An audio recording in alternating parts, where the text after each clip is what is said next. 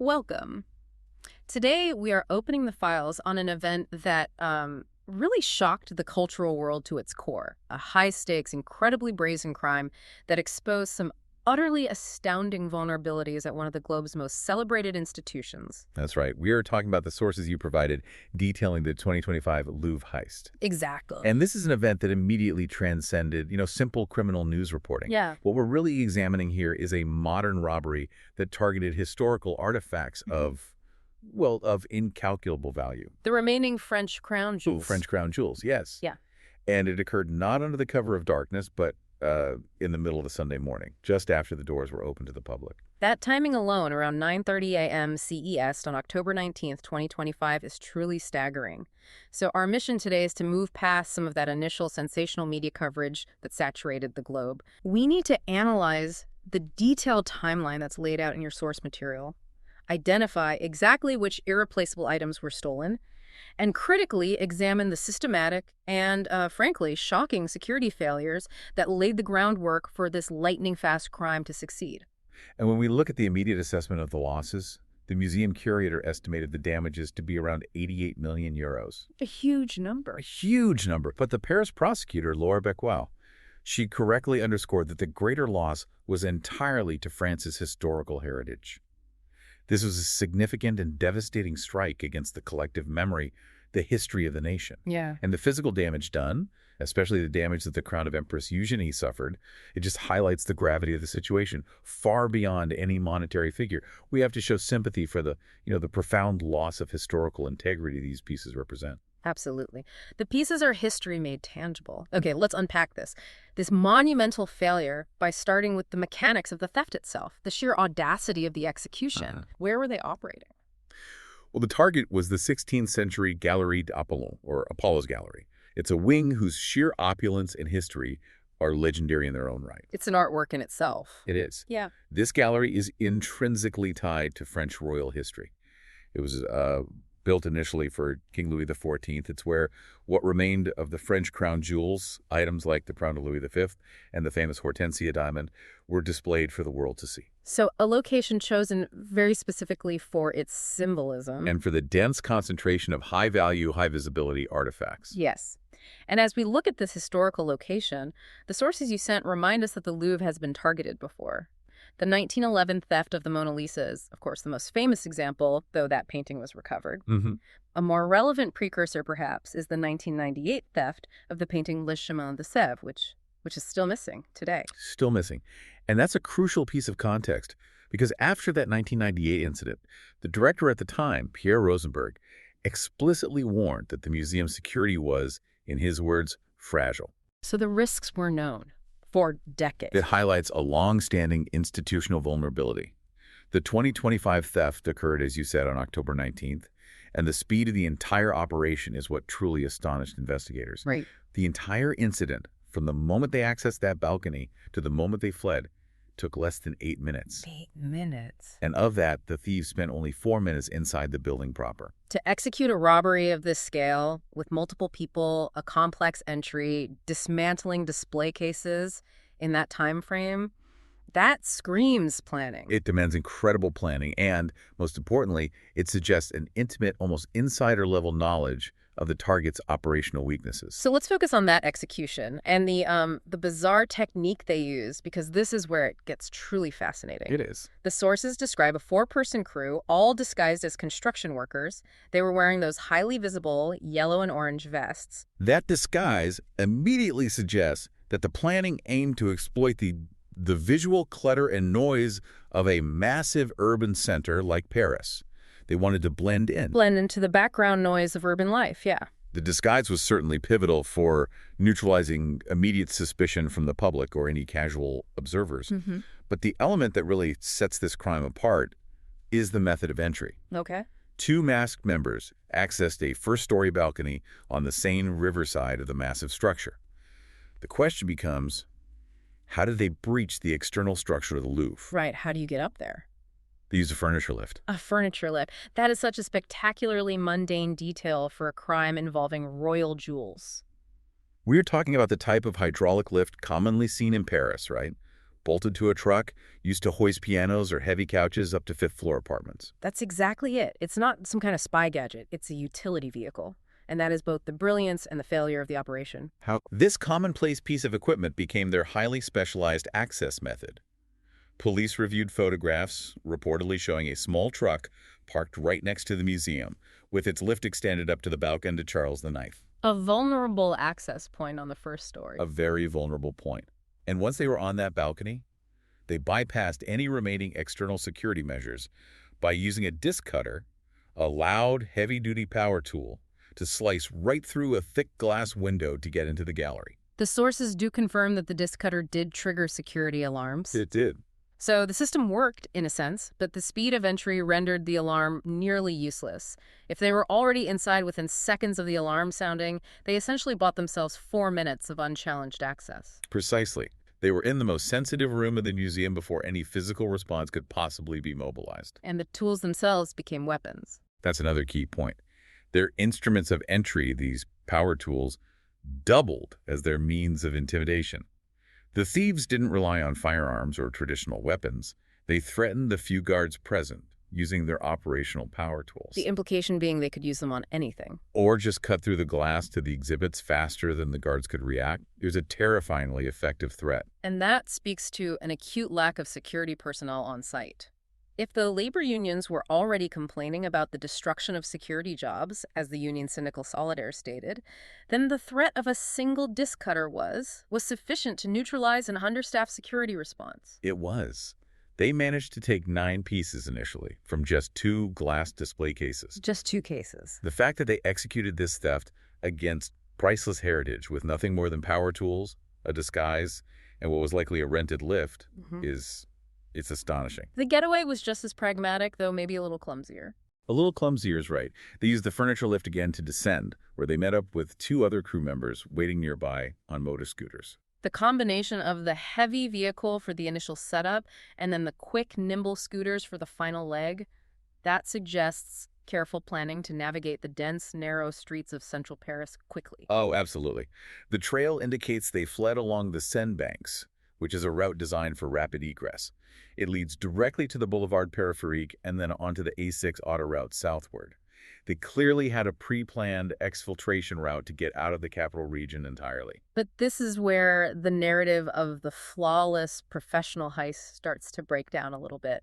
There were clear moments of desperation or panic during the exit. Yes, there were. First, the sources mentioned they attempted to set fire to the basket of the lift before they fled. An attempted arson. It was clearly intended to destroy forensic evidence or maybe just delay investigators. But the attempt itself signals a move away from quiet professionalism toward damage control. And it wasn't even effective damage control, given what the police recovered there later. Exactly. But even more revealing was the moment they dropped the crown of Empress Eugénie in the street during their escape. This is the critical juncture. This is where the label "very professional," which was initially used by the culture minister Rachida Dati, it just falls apart. It completely falls apart. The crown was physically damaged because the sources indicate the thieves pulled it through an opening in the display case that was simply too small for it. So brute force, not finesse. Brute force. It suggests a complete lack of preparation for handling the artifacts themselves. This reduced their haul to 8 items, though initial assessments did suggest that a delicate restoration is possible for the damaged crown. And the prosecutor's office also noted that a second jeweled item was dropped, though the specific identity of that second item wasn't confirmed in the source material. That's right. So the image is one of a frantic, clumsy exit. The narrative tension here is just incredible. Highly sophisticated entry planning using this mundane but effective method, immediately followed by this clumsy, frantic exit that resulted in the damage and loss of a major historical artifact. It is. And this takes us perfectly into analyzing exactly what they decided to take and why they might have mysteriously left other, even more valuable treasures behind. Let's shift now to the inventory of this immense loss. While, as we said, the curator estimated the damages to be 88 million euros, the focus has to remain, as prosecutor Becchio stated, on the greater loss to France's historical heritage. These aren't just diamonds, they are direct links to French history. Spanning the Second Empire and other significant eras, yes. And we have a detailed inventory of the 8 pieces that were successfully stolen. They weren't just random grabs. They belonged to specific, identifiable historic sets. Primarily belonging to 19th century French empresses and queens. That's right. The hall suggests a clear focus on high-volume wearable jewelry sets. We can actually itemize the successful theft. Okay, let's go through them. From the sapphire set of Queen Marie-Amélie and Queen Hortense, they stole 3 items: the impressive tiara, the matching necklace, and an earring. Just one earring. Just the one earring, which is another odd detail. From the Empress Marie-Louise set, they successfully took the large emerald necklace and a pair of emerald earrings. Okay. And finally, from the Empress Eugénie the Montijo set, they managed to escape with the reliquary brooch and a large corsage bow brooch. The matching tiara from that set, as we noted, was the one that was recovered but damaged.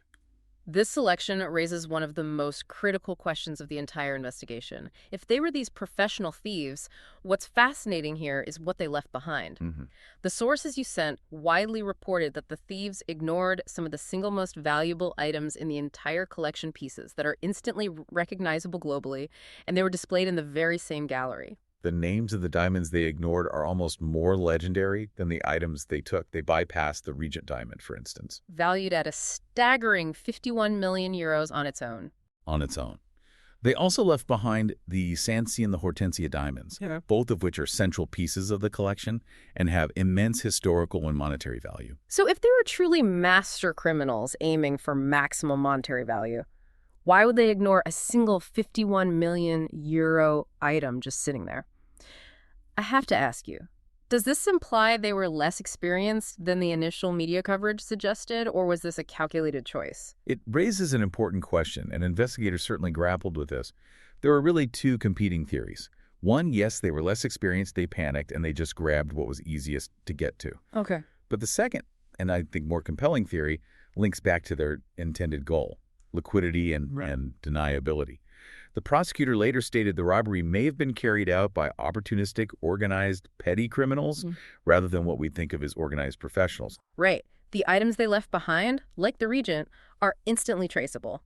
You cannot move a 51 million euro historically documented diamond without every customs agent, every police force, and every wealthy collector knowing exactly what it is and who it belongs to. Correct. The Regent diamond is essentially the equivalent of trying to sell the Mona Lisa. It's impossible to fence discreetly. However, the items they selected, tiaras, necklaces, brooches from the Empress Eugénie set, for example, are complex pieces. Made of many smaller stones. Exactly. Often containing numerous smaller but still valuable stones. These can be broken down, the gold can be melted, the stones can be sold off piece by piece to multiple buyers on the black market. It makes them much easier to liquidate for a much lower risk profile. So the selection suggests they prioritized volume, ease of dismantling, and maximum deniability over the single highest value but hardest to fence asset. It reinforces that idea that they were organized for criminal success, but perhaps lacked the international contacts or the nerve necessary to handle an object of the Regent's caliber. Their successful selection of jewelry sets, combined with the fact they used brute force to damage the crown of Empress Eugénie on the way out. It strongly suggests they were focused on the materials, the diamonds, and the gold, rather than the cultural integrity of the objects.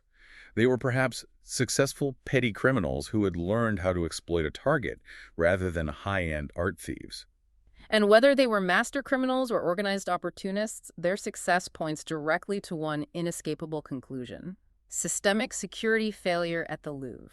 Failures that had been flagged and ignored for years. That's where the analysis must turn, and the sources reveal a litany of astonishing security lapses, many of which are not just simple oversights, but rather institutional blind spots that had persisted for nearly 3 decades. Let's detail that long chain of warning signs. The museum director at the time of the 2025 robbery, Laurence Jacquard, had actually requested a security audit from the Paris police shortly before the incident. She did. And the sources confirmed that recommendations were made after that audit. But here is the crux of the failure. Those recommendations were only just beginning to be implemented when the robbery took place. It's a classic catastrophic case of knowing the precise risk, but being paralyzed by bureaucratic inertia or, resource constraints, moving too slowly to mitigate a very clear threat. And that slow pace was made worse by internal issues, staffing, resources. Labor unions were complaining vocally that security was being undermined by severe staff reductions. Even as museum attendance was soaring. Exactly, soaring after the post-pandemic recovery and just a general interest in cultural heritage. The critique from the Union Cynical Solidaires on the day of the robbery was damning. It was. They issued a statement specifically complaining about the destruction of security jobs at the Louvre. This paints a picture of a museum environment that was prioritizing visitor accessibility, maximizing attendance, visibility, over the essential, unglamorous, behind-the-scenes protection necessary to safeguard objects worth billions. That institutional critique is reinforced by a report from the Cour des Conférences National Audit Institution. Right. And they found that in the years leading up to the heist, the museum had consistently favored operations that were visible and attractive over critical, essential maintenance and security upgrades. They were spending money on flagship projects and new exhibitions, but not on basic structural protection. That prioritization of attraction over preservation is a disastrous institutional failing. It created the perfect environment for the physical and technological lapses that facilitated this break-in. So let's discuss the physical security breaches. First, the general inadequacy of the CCTV coverage. The source material states that only 39% of the museum's immense rooms were monitored by cameras. 39%. For a global institution holding irreplaceable objects, that number feels indefensible. It's almost inviting to criminals. And it gets worse when we look specifically at the Apollo Gallery. The CCTV in that critically sensitive area was facing the wrong way. They're the wrong way. The wrong way. The museum director, Descartes, later confirmed this before the Senate's Committee on Culture. She said no camera covered the specific exterior wall where the thieves cut through the glass to break in. Wait, so the thieves, who accessed the building via a furniture lift to a known balcony, were not only outside the 61% of unmonitored rooms, but the specific cameras designed to monitor their entry point were aimed somewhere else. It sounds like a complete institutional blind spot, because it was. Monumental failure. A monumental failure of surveillance deployment. The thieves used the lift on the Seine side. They got onto the balcony, and they used the disc cutter on a section of glass that was completely dark to any surveillance. The alarm was triggered, yes, but the lack of staff, as noted by the unions, and the lack of visual confirmation meant that for 4 critical minutes, they operated completely unchallenged. But perhaps the single most shocking and revealing detail uncovered in the fallout relates not to physical security, but to cybersecurity negligence. This is where the triviality truly undermines the gravity of the institution. It highlights that the institutional apathy was not limited to physical walls. No. A 2014 audit by France's National Cybersecurity Agency, NSSI, had already warned the museum about serious fundamental security flaws. And ANSSI, for context, is essentially the governmental body responsible for hardening national defense systems and critical infrastructure against cyber threats. So one of France's top defense bodies warned them a decade ago about problems including outdated software and the use of what they termed trivial passwords. Yes, and the detail that became instantly infamous, the one detail that summarizes the entire culture of neglect, was the password. Right. The password used to get into the surveillance system, the very system that supposedly monitored the 39% of rooms that were covered, was Louvre. I have to stop you there. A password that trivial, the name of the building itself, for a system guarding billions in historical assets. Was that fact confirmed, or was that just media sensationalism to generate clicks? No, it was confirmed. It was confirmed in the investigation fallout and became a major focus of the Senate committee hearings. That single password, Louvre, encapsulates the catastrophic gap between the immense heritage value of these objects and the astonishingly trivial level of digital protection they were afforded. It suggests a systemic culture of complacency. Complete complacency, where the most basic digital hygiene, the kind of standard practice taught to any professional in the modern era, was completely neglected for years, even after a serious governmental warning. It provides an open door, not just physically, through an unguarded balcony accessed by a furniture lift, but digitally, into the command center itself. That level of access, combined with the lack of effective CCTV coverage, essentially guaranteed the thieves several minutes of uninterrupted, maybe even observed access. It's the defining contradiction of the crime, the audacity of using power tools and a furniture lift, coupled with the reliance on the most basic, easily guessed digital key. And that security failure, whether physical or digital, had a catastrophic and immediate cultural cost. Which means we must now turn our attention to the intense investigation that followed and the subsequent political and institutional fallout. The moment the robbery was reported and confirmed, the investigation scaled up with incredible speed. The Minister of the Interior, Laurent Nunez, later stated that more than 100 investigators were immediately assigned to the case. And they collected an immense amount of evidence. Over 150 pieces, including fingerprints and, crucially, DNA. The police were heavily relying on modern forensic techniques and leveraging what limited CCTV footage they did recover, particularly from cameras along the escape route and the Periferique. And the items left at the scene were key. Absolutely.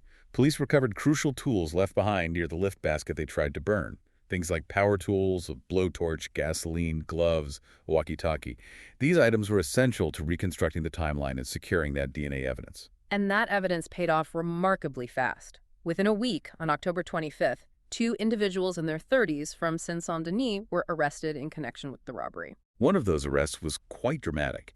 It occurred at Charles de Gaulle Airport as the suspect was attempting to board a plane bound for Algeria. Wow.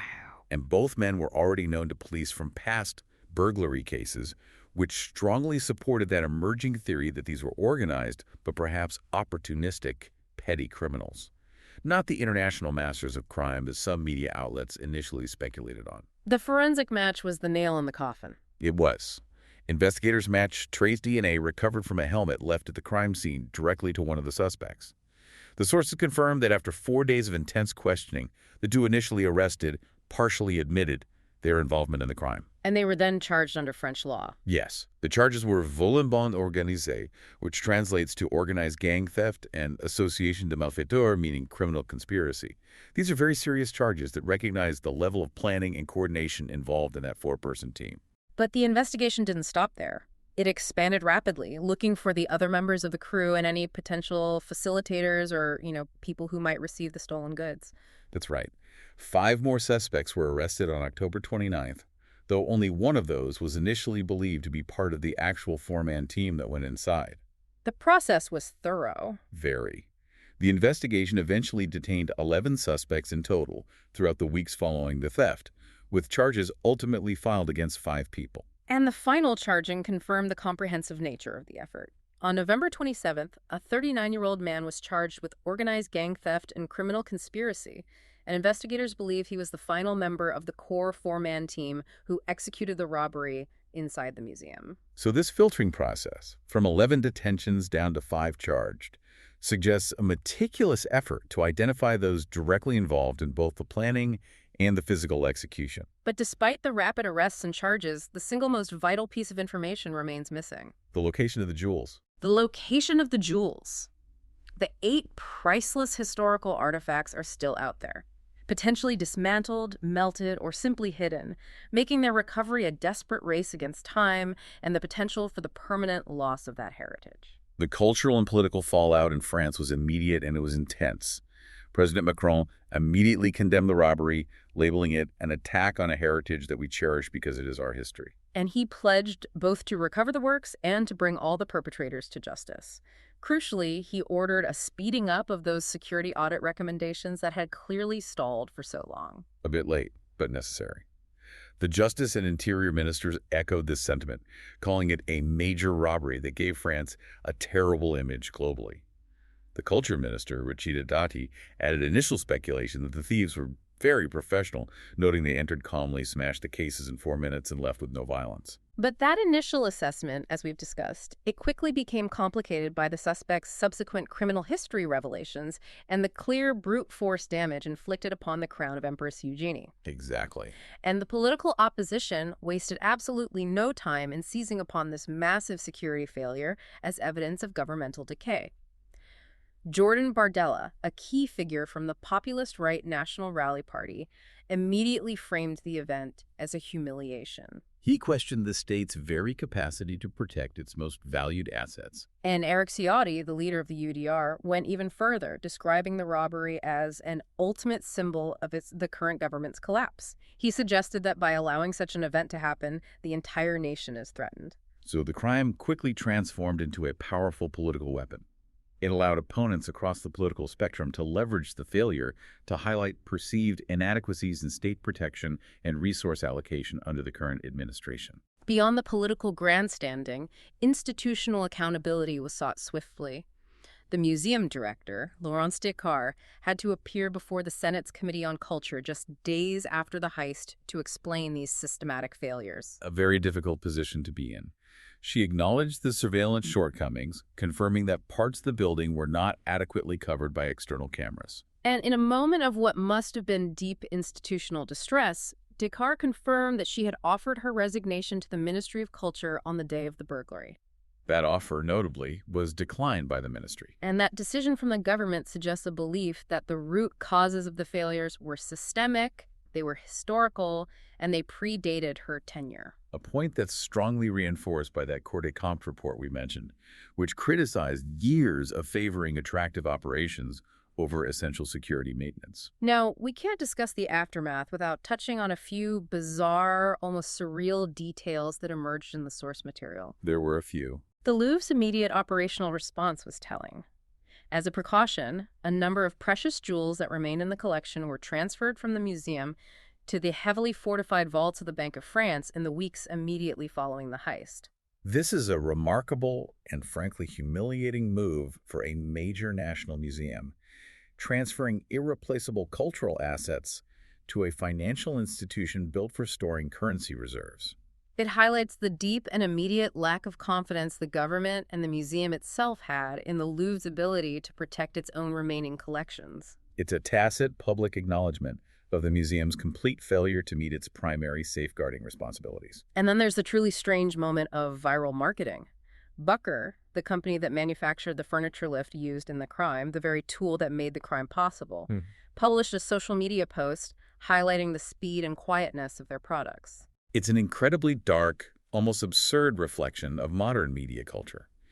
A company essentially used a massive national humiliation, a crime that risked destroying irreplaceable cultural assets and caused an €88 million loss as a viral marketing opportunity to sell more furniture lifts.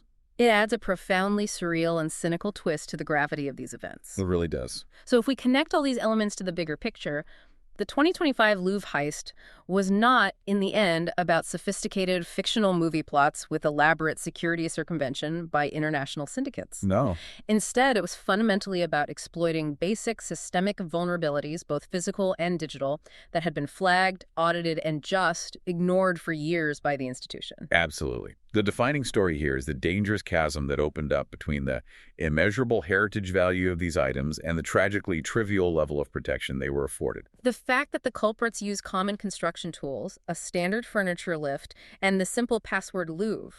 It underscores that this was a crime of opportunity rooted in institutional neglect and prioritization failures, not just criminal genius. It's a harsh but necessary lesson in institutional accountability. The failure to implement security recommendations, the deliberate reduction in security staff despite the union warnings, and the total neglect of basic cybersecurity hygiene. It all provided the precise window necessary for these robbers to operate efficiently, even if they panicked on the way out. And this incident raises an important and, I think, an urgent question for all major cultural institutions globally. In an era of increasing museum attendance, rising budget scrutiny, and constant pressure to be visible and attractive, how can institutions truly safeguard irreplaceable global heritage against both criminal enterprise and internal institutional neglect? A vital question. The challenge is not just hardening physical perimeters with new technologies, but convincing decision makers that investing in the unglamorous essentials like adequate staffing, preventative maintenance, and strong, simple digital hygiene is the single most vital component of preserving our shared history. That is the essential question left hanging over the Galerie des Palais today, whether the sheer symbolic weight of history is enough to force the change that years of warnings could not. Thank you for joining us for this in-depth exploration of the sources you provided. We hope this session has given you a clearer, more thorough understanding of the events surrounding the 2025 Louvre heist. Thank you. Thanks for listening.